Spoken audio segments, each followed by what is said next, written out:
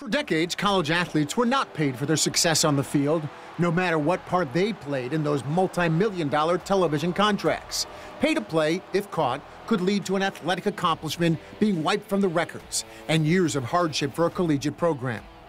In 2021, the landscape changed. The NCAA changed its stance after legal battles and mounting public pressure. Pay to play was allowed through name, image, and likeness deals. Some athletes now make millions of dollars in their collegiate years. Most don't. To be competitive, a college program needs support, funding, and transfers, and the common fan can now play a role. Tonight on NBC3, we explore the role you can play in understanding NIL, Pay to Play, the changing landscape of college sports, an NBC3 special program. Well, welcome into our conversation on Pay to Play, the changing landscape of college sports. I'm Mulcahy. And I'm Samantha Croston. We are taking a deep dive into name, image, and likeness and the impact that you can have on the topic, even if you are just a casual fan of Syracuse sports. We are joined today by former Super Bowl champion and star SU running back at Syracuse University, James Mungro. He stays in touch, of course, with the current SU football program and is a regular contributor to our Orange Zone podcast. You've seen him around. We've seen him around a lot, yeah. I'm also joined by Syracuse University professor David Meluni, who teaches in the Falk College of Sports and Human Dynamics. He has more than 20 years of experience in the sports industry, a leading voice in the current college landscape of NIL deals, and actually teaches a course that has that title, Name, Image, Likeness, How To, essentially. Let's get to our first question tonight. You all saw the news last Friday. SU receiving a commitment from one of the more high-profile recruits in years for basketball. Keon Anthony, the son of Carmelo, choosing to come to Syracuse University. His choice was aired during his father's 7 p.m. Brooklyn podcast. That's a sign of the times, isn't it? The family addressing NIL after making the decision. It wasn't a bag, right? It could be a bag because that's just the game that we have to play, right? So those are different type of conversations, but this was a real, actual, genuine decision as far as understanding every aspect of what is there and what's happening and what could be. There you go. Father of an athlete. He's got plenty of money himself. He says it wasn't about the bag, to translate that. It wasn't about the package, the money, the benefits. Explain to us what is the bag to the fans watching? What is NIL? Yeah, so NIL in its infant stages here got a little bit of a bad rap because of the term pay to play. But really, when you break down NIL, it's name, image, and likeness, and it's your right of publicity. So, for example, we use James here. From the standpoint of name, it's James having the opportunity to monetize his name, which would have been a jersey when he played at Syracuse University. And then image would be 65% right now, Matt, of the NIL deals or the transactions that we're seeing are on social media. So that would have been his Instagram, his TikTok. If he's doing an appearance, an autograph session is his image. And then really where this all started was the likeness, which would be the video game that we saw that came back this year, where James would be the running back, fullback at Syracuse in the college football game. And that was the Ed O'Bannon lawsuit that started it all, right? A UCLA basketball player who stood up for his right to say, hey, somebody's profiting off my name, image, and likeness in particular. Yeah. And I'm not getting anything out of it. That's not right. Absolutely. And likeness was the key to that with the O'Bannon case. Let's talk about where we are. And over the next 40 minutes or so, we're going to get to maybe where this is headed. But, James, let's talk about your experience as an athlete, first of all. When you were recruited, did anybody say, here's the bag? Or if they did, that wasn't okay, was it? It was not okay. Yes, there was, being recruited back in '97. There was some money that never got exchanged, but I was smart enough to decline that. And I chose Syracuse because that was one of the universities that did not offer me money. And I don't really talk about that publicly, but yeah, I was offered money to play football. And you decided, just as a rational, best decision for yourself, that wasn't what was motivating you at that time? No, what I wanted was education, and I knew if I was able to play and stay healthy, I would be able to accomplish my dreams. Yeah, that was really the motivation of it. And I didn't want to get involved with all the money and everything that happens when we get caught, and I didn't want that. And that's really honestly the reason why I chose Syracuse, because I asked Paul Pasqualoni, what are you going to be able to do for me? What are you going to do for my family? And he said, we're able to give you an education. And I said, where do I sign? Well, it's interesting you bring up Syracuse University and the history, and certainly we all know that the basketball program had 2 hits over about a 30-year period under Coach Boeheim, where there were NCAA violations, and now you look back at them like the money in the Christmas card in the locker room, less than $100, and you wonder, wow, how things have changed, that we're bringing this, I guess, even that little exchange from a booster is now above board, we hope, that this process is available to athletes from as soon as they're a star in high school, isn't it? Yeah, I mean, you're absolutely correct. And I always kind of use the analogy of we have students at Syracuse University that have the opportunities to, go play in a band and make some money. But student athletes weren't able to do that, right? So if you're looking back of using your social presence and using your name, image, and likeness with local brands, if it's a car dealership, if it's a pizza shop, it could be anything. Apparel deals, we're seeing a lot of that right now. So I always kind of joke a little bit, if you've watched the show Friday Night Lights and the Buddy Garrity of the envelope that slides across the table, that's pay for play.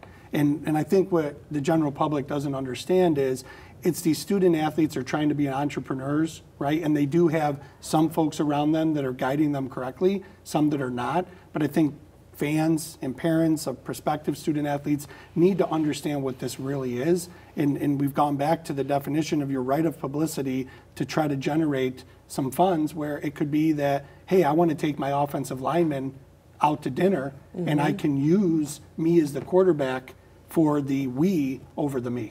It's very explicit in NCAA regulations as they currently exist, even in the era of NIL and transfer portals, that pay for play. That phrase is in there. I know we put it in the graphic, but that's explicitly not okay. Correct. And there's currently a lawsuit, right, that we're working through that on April 7th, we think, with some objections, will actually, all be settled. And what that will do is a Division I institution will be permissible as a pool pay, not a salary cap, but a pool pay, where an institution like Syracuse, if they could generate $20.5 million, and some may ask, where does that money come from? And it's going to come from the revenues that have been set up through the NCAA, and all the different schools will disclose that.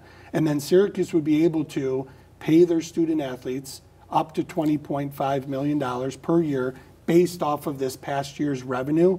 Now, I know you guys are all going to ask, how does Title IX come into play there? We're not quite sure. Meaning equity across all sports. Across all sports. Right. All gender. All of that. So I think it's something we have to understand. And at the same time, fans have to understand, like, if I give to the university now, moving forward, that could be a tax write-off. And a lot of times the narrative across the nation has been, well, am I giving an athlete an envelope of cash for their NIL? Sam, you were a Division I athlete, a goalie at Colgate University. How does this sit with you recently relative to James's experience, for example, and in a different environment? How does this sit with you with where NIL stands right now? Do you feel like it's going in the right direction? Yes, I do. I think a part of me thinks that why weren't we doing this earlier? Why wasn't someone like Mungro able to profit off of his jersey? Because you got to admit, now looking back, don't you feel a little bit like, I kind of wish I would have been able to? And I understand that. I also think one thing that concerns me, I do think it's going in the right direction in the fact that we as athletes are going to be able to profit now off of college athletes and whatnot, all of the hard work that they're doing. Correct. However, I do wonder how equal it's going to be. Like the first thing when you brought up Title IX, I am thinking for some of those other athletes who are working as hard as, the football and basketball players, a soccer player, a field hockey player, when is everyone going to be able to reap the benefits of this? I know you might not have that answer. It's just something that I think about in the early stages of this process. Yeah, and I think a lot of it, Sam, right now is the revenues. So the lawsuit is an antitrust lawsuit, and I tell my students all the time, I'm not a lawyer, and I certainly am not playing one on TV today. But I think all of this from the standpoint of, and we'll talk a little bit more about this, is female athletes are crushing it. Like they are crushing it on social media. Livy Dunn is at the top of the list, Yep. right? Livy Dunn Making is at millions. the top of the list. The Cavenders from Miami. Yeah, absolutely. So when you look at some of the student athletes and even our student athletes, like our women's volleyball players have signed a deal for Hollister brand, right? But none of our male athletes did that. So I think it's something that we have to be prepared for and be cognizant of as we're moving forward. But Title IX is a big part of that. In scholarships, those limits on scholarships are gone in this settlement. It's going to be a roster limit. So right now, when you look at women's soccer is going to 28 roster limits, and then the schools will decide how they're going to So some athletes will actually do worse under this, that they Yes. won't have that ticket paid anymore to continue their education. Yeah. I mean, it's all going to come down to the roster limits. Baseball specifically had 40 on a roster. Now they're going to go down to 34. So that's going to, now baseball had 11.7 scholarships. That's 1,800 Division I baseball players. They're actually going to have to go down levels. You bring up a lot of issues. We have about a half hour of discussion still ahead of us. We want to take a quick break here, but we've set the table. Where are we now? Where are we going? And there's a lot of legal cases that are driving this too. We'll be right back as our Pay to Play special continues. Well, welcome back to Pay to Play, the changing landscape of college sports. There's not enough time in the day to talk about all the issues, but we did take a question, in fact you did, Sam, to Coach Fran Brown during his weekly news conference about how NIL is affecting his program and his players. I mean, it's good. NIL has allowed us to have the best quarterback in the country, one of the best quarterbacks in the country, Fadel Diggs, be able to retain all the players, and really just being able to show them financial literacy. Like right there on hand. It's bigger than just, a lot of people think they're just getting money, not doing it right. You're able to talk to them about taxes, teach them what that's all about, financial literacy, about saving. We got a 60-40 plan that you have to do when you're here. So there's a lot of things that NIL helps, and then it gives them notoriety. People get to see them and understand and know what they're about. They play in college football. There's so much money that the university and sports makes itself just because, we're in a billion-dollar industry, probably trillion-dollar industry, and when you're in the industry that makes that much revenue and bringing that much in, why not allow the players to be able to, benefit from that also? So I think it's an amazing job that we're able to get it done this way. James, let's start with you on that. You heard that part about financial literacy. Yes. You graduated from Syracuse. You went to the NFL. You were around players making a lot of money. Yes. Do you think that's an important piece that can come out of this as almost a side benefit of all the other issues we're talking about? I think that's one of the biggest important pieces, really, honestly, with the whole big scheme of the whole thing. When the college athletes making money, they're younger than an NFL guy. NFL guys, as you notice, the percentage of going broke is very, is very high. So I was wondering, I was very interested what Coach said about the whole 60-40% thing, because I think that's a very big piece of the puzzle. And I wanted to ask Dave about that. Sure. About, do they have things in place so this kid cannot spend all of his money? That's a good point, yeah. In 3 months. Yeah, James, you've hit the nail on the head, and this is where some of these lawsuits and other things that are transpiring, that they're not employees. So right now, when these athletes are doing a lot of this, they're independent contractors, and Coach Fran is the best, man. He hits the nail on the head, and it's a 1099. So you're going to have to pay taxes once we come to April. Right, so you're getting that 1099 form says you made $5,000 from appearing at Wegmans, just for hypothetical. End of the year, you're going to owe a third of that is essentially to the feds or the state. Yeah, that's exactly what he's talking about. Right. So when you look at this, and we'll talk a little bit about the House settlement when it comes down to Syracuse having, let's just say that the pool pay cap is $20.5 million, that these athletes are going to be sort of paid out, but they're not employees of Syracuse University, right? So they'll be 1099. He hits the nail on the head with the 60-40, that you better be putting some money aside because you know who's coming after you. I know Sam wants to get to an issue about the UNLV program in a second. I just want to finish with Fran Brown first. He mentions Kyle McCord, the quarterback that wouldn't have come here if we didn't have NIL. How does that unfold? And I've got a ranking somewhere that says he's making $1 million in NIL. I don't know if that's accurate or not, but how does that work, at least in a... You're trying to bring in the big quarterback. How does that get packaged together? Yeah, so there's two ways to look at this, right? There's an opportunity for brands, and he's currently working with a range of brands, and Kyle's doing a great job. Terrell's Potato Chips, right, which is a local brand. You'll see them on the on the cover of that bag. And the other part is going to be donor, right? So from a donor standpoint, that goes through a collective. So there's 3 active collectives at Syracuse. So there's Syracuse Football NIL, there's Athletes Who Care, and there's Orange United. So in that capacity, it's a donor that's looking, and there's a quid pro quo for Kyle to do some different things. One of the big things of NIL that I think is pretty neat is, there's the opportunity for a donor to give to a student athlete.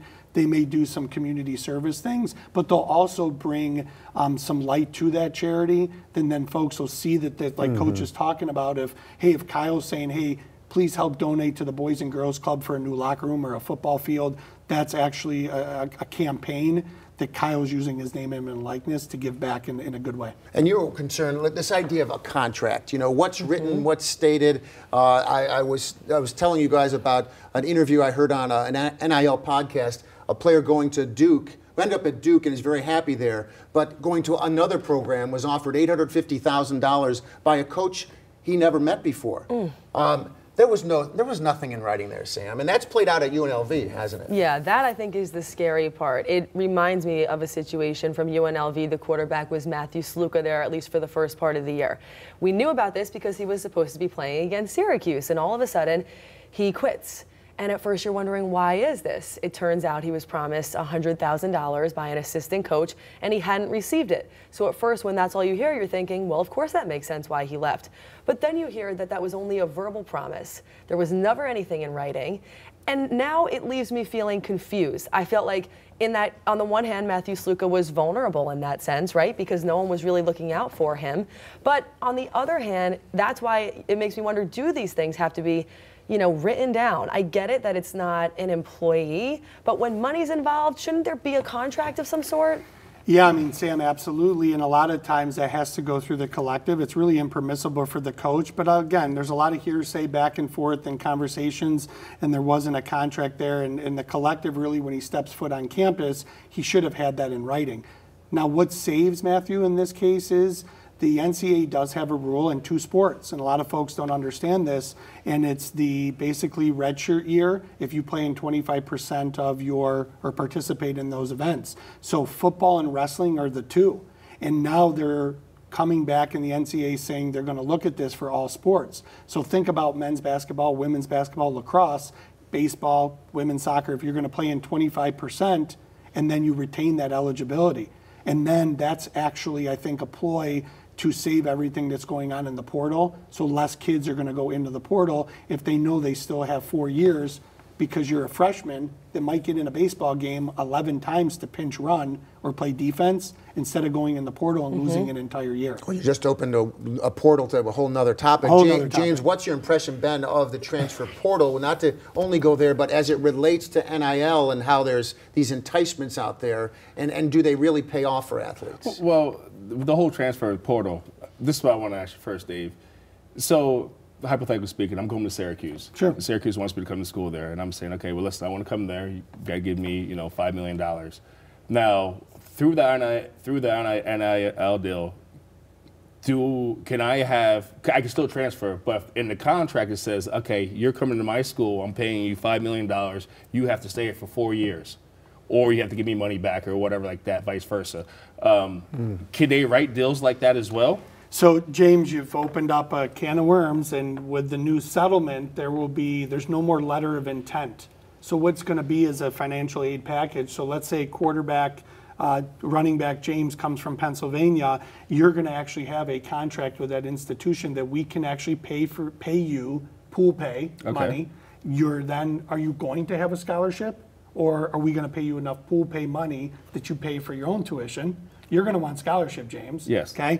Anything separate from a collective, and let's say, for example, it's a deal with Pepsi, right, who's the provider of the university right now, they could sign a separate contract with you, and then that would be actually kind of that ambassador endorsement that you're going to do. There is a lot of different elements here that has to be unwrapped by all Division I institutions in the next year. So that's unbelievable. And this is supposed to start by next school year, 2025? Yeah, it'll start in August 25, April 7th. I'll mark this on the tape. Yeah. Is it real? I mean, really? Yeah, so April 7th is when the judge, based off of some different things that are going back and forth right now, It's ironically the day of the men's basketball national championship. So I don't know if that was done on purpose, but along those lines, it'll take place right here starting next fall. Well, you bring up another point. Maybe this is a good time to take a break. The NCAA. What role does the NCAA play? Is it going to go away at some point? Will there just be major conferences for football and basketball, and the Olympic sports are left to swim or paddle on their own, so to speak? We're going to be right back and talk more about those issues. A lot more to get into. Seems like every question we ask, we have 10 more questions. We'll be right back with more. Welcome back. Pay to Play, the changing landscape of college sports. One of the most high-profile items that we've seen over the last, well, the fall season for football, especially since Kyle McCord came to town, is Kyle McCord on a bag of chips. Terrell's chips with that special honey flavoring. He's talking about the now famous quarterback about that endorsement. So they reached out asking if I wanted to do a deal, and then I found out they were a Syracuse located brand, which was extremely exciting. And then to have the conversation that I was going to be on the wrapper of a bag of chips was pretty sweet, and so took them right up on it. And then they sent me a bag asking if I liked the flavor, and I was completely on board with it. Orange chips as well too, which was kind of fitting. It all tied together. So Prof, how does that work? And why is that particularly a win-win for the community and everybody? It's a win-win because in this market, if you look at our professional athletes and the exposure, it's the Kyle McCords, it's the Emma Wards of the world, it's the JJ Starlings, right? So when I look at this, there should be more brands that are engaging with the student athletes. Number one, they're going to get those student athletes at a lower price point than a Josh Allen in the Buffalo or Rochester market. And then if you're looking at, quite frankly, putting up a sign on a billboard or putting up a sign on a website or a sign in the dome, quite frankly, like, the student athlete is going to drive that because of their social media following. So, I mean, there's a brand, Apex in the mall, that's done an unbelievable job with 6 student athletes. And then the nice part about that is there's a little bit of give and take. And what I mean by that is Apex will go ahead and compensate the student athlete in cash, obviously, but then obviously in trade, which allows their teammates to come over and enjoy some of that as well. Have a burger and go bowling. Have a burger, go bowling, play laser tag. So the more brands locally that can get involved, that's actually going to turn an ROI, because student athletes right now, our student athletes at Syracuse, are really in the 20 and 30% on engagement on their social media platforms. I'm not sure that I can even track the engagement on a billboard driving on 690. It brings up the issue of gender too, which I think is really fascinating. That how many times you as a sports reporter or on our broadcasts, we go to get a soundbite from the women athletes after the game, and they sound great. They're funny, they're articulate, and sometimes we go to the guys, and the guy's like, yeah, I had a good game. They don't have much to say. So there's the guy thing, and then there's the women who can really chat and be friendly and smile and still be a great athlete. That's really powerful, isn't it? Absolutely. I mean, when you talk about certain brands, like right now, actually categories, apparel, quick service restaurants, fashion, beauty, they are looking at athletes like way more times to a female athlete than they are to a male athlete. Female athletes, they smile. Females in general, they smile. They share their behind the scenes, getting on a bus, getting on an airplane. I tell our students all the time who work with student athletes, like, you can library bank photos, and then you can share them at a certain time when you think you need it, right?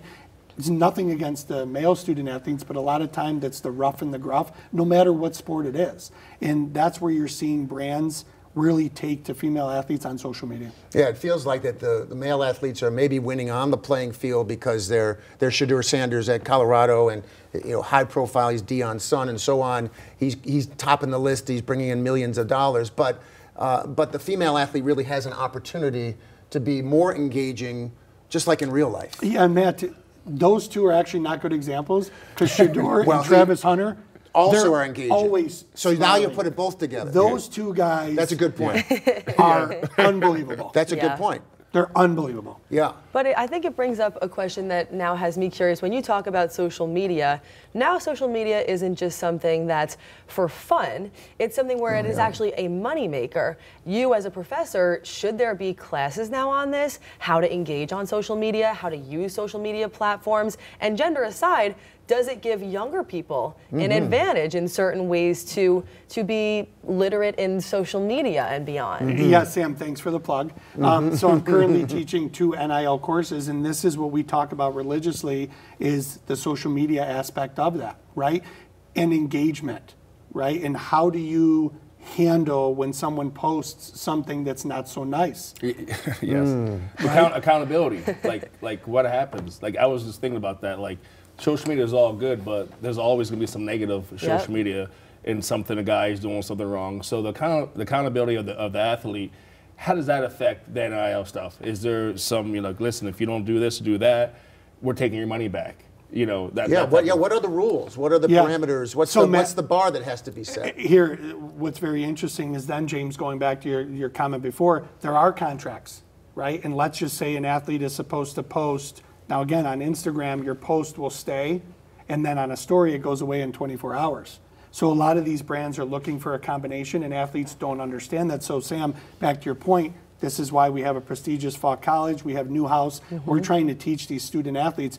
But a lot of them get scared, James, because if I have a bad game and I was supposed to post, I might not post about that brand because based off of the comments that I didn't have a great game. So now it's really the brands also being trained on how do you work with a student athlete, when is the right time, and how much do I post where I don't want this to look like Times Square. Right. Well, because also, isn't this a lot of pressure just to at least say that? You know, if you, like Mungro, obviously you playing in college, to feel that way, and obviously it's one thing to know that some of the fans might be upset because you had a bad performance, but now you're seeing it everywhere on social media. Yeah. Like, isn't that something that should be talked about to a certain extent? That would be difficult because after a game, I'm pissed and I don't want to be around nobody. Like, you know, coach, don't take a shower, you know. Right, yeah. I take a shower, but I don't want to be around nothing. And, you know, through my experience with my girlfriend, my wife now, like after we lost the game with the Colts or whatever like that, like she gave me my good 24 hours just to relax, and it was nothing. I didn't do social media, I don't do social media now, but she knew I needed my distance. And, you know, after this season, you know, look at this season, this past year with Pittsburgh, when Syracuse played Pitt, I don't know how somebody could go to social media and type something in after losing. After 5 interceptions. After getting crushed like that against Pittsburgh. Yeah. Like, I don't know. I know I couldn't do it, so I don't know how these athletes are dealing with that. So, James, to counter that a little bit is there's got to be a strategy, and we got to teach you. That's not when to do that. The good thing about social media, specifically with Instagram and influencer marketing, is a thing called a collaborator. So in this case, let's say Kyle throws for 300 yards, or Fadil Diggs has 3 sacks. The school can post something, and then they can collaborate.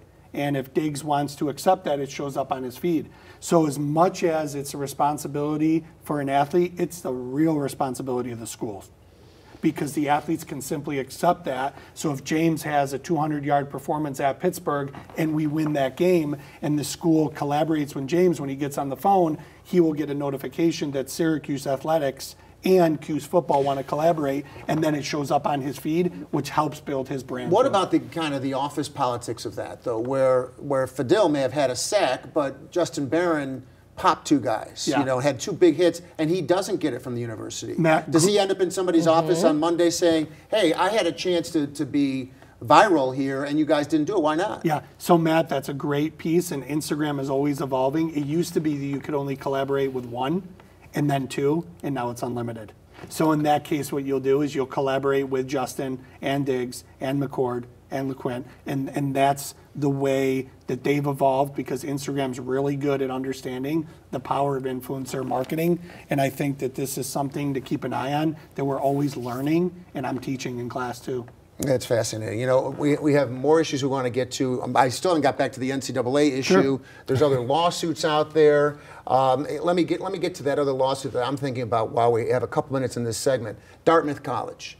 You know, Dartmouth, the athletes sued. They were represented by SEIU. They're union members now, and the college is saying, we're not talking to you. It's at an impasse. Yeah, I mean, what now, is that where James, would you have wanted to be represented by a union as a college athlete? You were as a pro. Did it help you as a pro? Yeah, I think it did help me have a union, but again, that's a lot. It's a lot. It's a lot of stuff, a lot of information as Dave is teaching us right now. It's a lot of stuff right there. You didn't have class at the Colts except for your film. Yeah, there was no classes at all like that by no means. That's a lot of information. Well, do you see that as would there one day be a union for college football players in the, whatever it will be called then, the Power 4, it could be the Power 1.5 by then. Will there be a union representing a certain group of athletes and saying, this is the low for a right tackle, not the left tackle, but the right tackle gets this much, left tackle gets this much, quarterback 1 gets this, and it's structured because they're in a collective bargaining agreement. Yeah, so we're looking at two different things. Like we're talking about an antitrust with the House, and then we're talking now from that employment status, right? Which is different for private and public universities. Yeah, totally different from private and public universities. So if you're a student athlete and you're James did have some time that he was able to go home. Well, I'm an employee in Syracuse University. If you're an employee, do you think Coach P would have let him go home as much as he was allowed to go home? No, right? There's going to be other different things that come down to you being an employee. Now, do I think that there should be some collective bargaining? But they can't, right? Because these are two different things. So I think what the House settlement, and we'll get into more of that, is trying to do is protect the student athlete from the standpoint to say, hey, you do deserve. And Sam, you hit the nail on the head. Last week I was listening to a podcast, and a commissioner from a Power 5 conference, right, if you want to call it Group of 5, basically said that the NCAA is trying to rectify 10 years of challenges in 1 year. Right? And that's the retroactive 10 years, right? Yeah. It's not possible. Right. So we're going so fast. And we haven't even talked about sort of the redshirt rules. We haven't even talked about Diego Pavia, who's now sued because he wants his junior college years back. Like that's going to open up a whole nother discussion that we can get into as well. Well, when there's money on the line, we know there's lawyers coming along with it. Yeah. And that's really a big part of it. With saying that now, the university, is it like kind of like having like a GM now at the university? Yeah, we do. Well, the basketball program, Alex Klein, right? Football has the same. Yep. Football has one. Women's basketball, we need to get one there too. Okay. And then we need to kind of look at some different analytical situations. Like we have a really good, robust plug for our sports analytics program, and trying to work with athletics to see what are the different values when it comes to the house money, where it's, hey, number one, what's your academics, right? So you got to have good grades. What's your performance? Because that performance provides exposure to Syracuse University, right? Thursday night, we're going to be playing on national TV for men's basketball versus Texas, and that helps the university and licensing and everything else. And then maybe what's your social media following? Because if we're going to have this house settlement and we're going to pay a Sam lacrosse player, $5,000. But if she's killing it on TikTok. She's killing it on TikTok. Right. She provides exposure to the institution for maybe the new house school. We want more applications because we're always trying to increase enrollment. Let's take a quick break before we wrap this up. We want to get back to the idea of what do athletes and parents need to know, parents of athletes need to know about NIL, how it all works, and this idea of pay to play, sort of. More on that when we come back. This dynamic discussion continues, pay to play, the changing landscape of college sports. We're trying to stay focused on NIL. I don't know if it's also gone from this way to that way, but it's fascinating, isn't it? And it's very complex. I feel like at this point in time, there is more questions than answers. On the one hand, you can say that we're going in the right direction. At least I think so, in the sense that athletes are getting paid. And I mentioned parents and families and athletes coming into college. Now, I want to at least address that too, so they have something they can take away from this. I mean, you have boys that are athletes, and they may not be going to play football for Michigan, right? Correct. So it's more of the common story. Yeah, it's really the common story. We have one that's playing Division III baseball and one that's beginning the recruiting process right now. And I think what folks need to understand from the House settlement will be the roster limits. So, for example, we're looking right now and talking a lot about this with my youngest, is that the roster limits for baseball are 34. Well, there could be a school that supports baseball and says we're only going to give 5 scholarships, right? So I think parents have to be realistic. I had nothing but an amazing experience playing at Ithaca College Division III baseball, right? And then this guy played at the top of the top, right? Super Bowl winner here. So I think every parent has to be realistic, and that's really tough because a lot of us want to go on Facebook and say that Susie or Jimmy signed a Division I scholarship. And the reality of that, Matt, is it's changing because of the roster limits. Well, it's also possible that an athlete could say yes to Division I soccer scholarship under these new rules, get into the second year or third year, and then be told your scholarship isn't available anymore. Yeah, right? It depends on the institution. Like Syracuse has done a really good job that if you come in to honor that for 4 years. They will, even under the new rules. Yeah, so under the new rules, I can't speak on behalf of John and the administration, but they're always really cognizant of the importance of education and their commitment to education. That's good. And the utilization of athletics to get a scholarship, right? So every institution's a little bit different. There are ways where the transfer portal now, you know, when we look at the roster limits, that if a student athlete maybe is not exactly what you thought on the pitch or the ice or the court, that there's ways to sort of tell them, hey, you're probably not going to play. And then that athlete kind of is forced in some way, shape, or form to go in the portal. Otherwise, they did say, hey, I'm going to stay at Syracuse and I understand my role. James, you mentioned this a couple of times, the accountability of grade level. You mentioned you came to Syracuse for the education. Do you feel like, or are you concerned that education and that free ride in many cases is being lost in all this talk about endorsements and money, or is it continuing along that still appreciated the value of the education? Well, it's a little bit of both. And for me, like dealing with the whole NIL stuff, it's like the hunger. I was very hungry, as you would say, very hungry as accomplished to play professional football to make money. But making money in college, do I still have the same hunger to play professional? Because you're saying, you know, the quarterback from Michigan is about to make $10 million in 4 years. I didn't make $10 million playing professional football. Right. So therefore, where's my hunger at? You know, the hunger to keep working just as hard. Yeah. Yeah. Or be satisfied of making, you know, in my boat, I think I probably would have made more money in college than professionally, you know, honestly. Sure. And, especially if Dave was your agent back then. I would love to have David Meluni. Yeah. But I mean, that's how it would have been most likely. I was a free agent, running back, going, you know, with the Colts, and I'm great for the opportunity and all like that. But I would have made more money in college than I did And the dome would have been filled with the Mungro jersey, you know. It would have been filled with something. I know it would have been, my pockets would have been filled. So when I say that now, so that's good. But you also got the degree and the education, right? Yes, so that value still exists 100%. And should be appreciated. Would you agree with that? Yes, it does. But I knew to get to where I want to get to, I had to get my education, no matter what. And that's the process of I had to get my education. Now with the NIL deal, you know, I'm making good money. Am I still hungry to play professional, or do I just try to invest that money the best way possible and be satisfied with that? That's Matt, interesting point. One thing here for James is when he was playing at Syracuse, there were times of years that time of the year that he went home. How awesome would it have been, James, that you had other friends that played at other schools that you guys could have run a camp. Yeah. And you might have made $5,000 to $10,000. And to this day, right, everybody knows who James Mungro is, but he would have been known maybe for this camp that became pretty prestigious. Yeah. And to this day right now, then you're just adding to the legacy. Adding on, yeah. You're just I mean, adding on. You could be year. running a camp in PA But now. But a college athlete couldn't do that then. Couldn't do that As then. opposed to when you were in the pros, you were certainly free to have a camp. And when I was in the pros, that's what I did. In the summertime, me and the other guys, we would meet up in the summertime and run camps and do camps, you know, with the youngsters and stuff like that. Yeah, no, that's unbelievable. I do feel like it is worth a beat to say, as much as we are scrutinizing it because it's our job to look at what still needs to be done.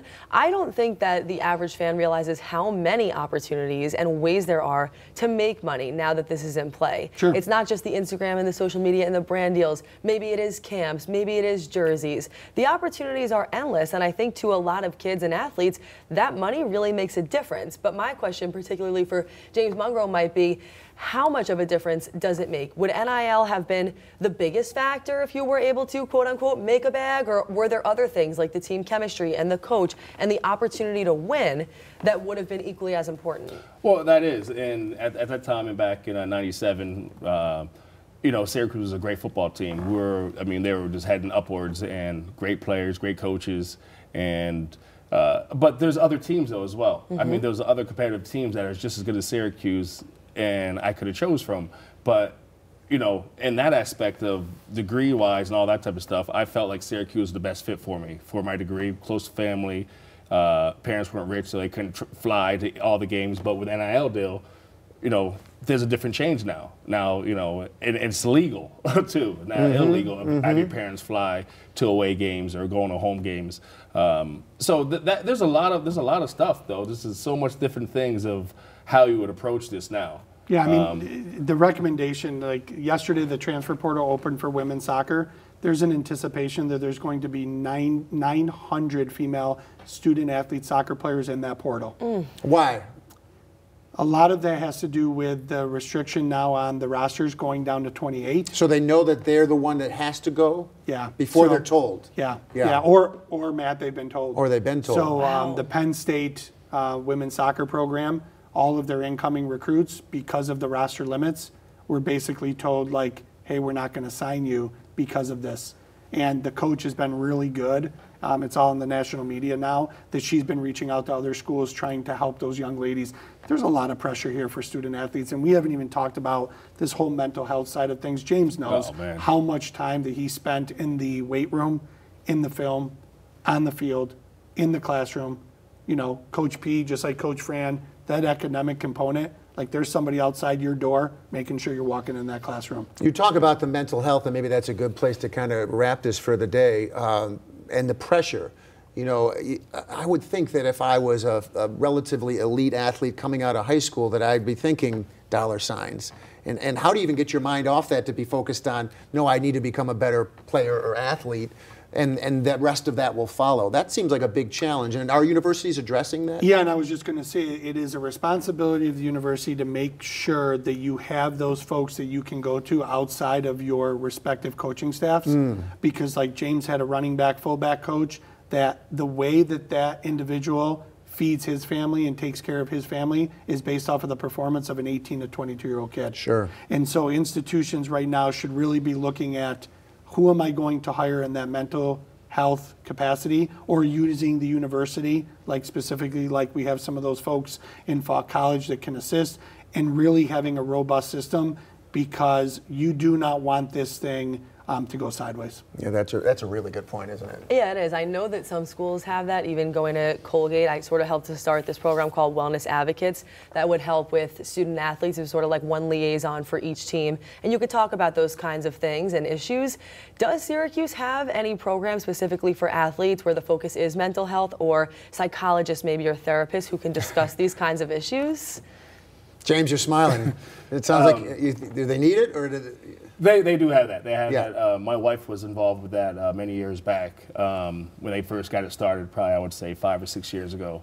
They were behind, but you know they just built a brand new facility up there with great psychologists and stuff like that, and they're going upwards. And they do have that for the students. My wife has met with a lot of different students and stuff like that, and everything is very confidential, and it's something that I 100% believe in, and it totally helps out the players go through difficult times, and they're able to talk to someone and have that trust to be able to explain and express how they feel about certain things, what's going on in their life. Well, trust is a big part of it. You know, as we're wrapping up this discussion, I want to thank Professor Meluni for giving us all this insight. James, for bringing these questions and your personal experience as well. And Sam, you know, the same with you, your personal experience and great questions. I mean, we really could just keep hashing out these issues. And I got the feeling we could do it. Maybe we should make a date for next year, same time, to see how much it's changed since in that 1 year's time. 6 months, I would say. Right, and certainly by next academic year especially. So thanks to everybody for joining us for this expertise. We hope you all got something out of it at home. Pay to Play, our special program. Thanks for joining us. We'll see you later on.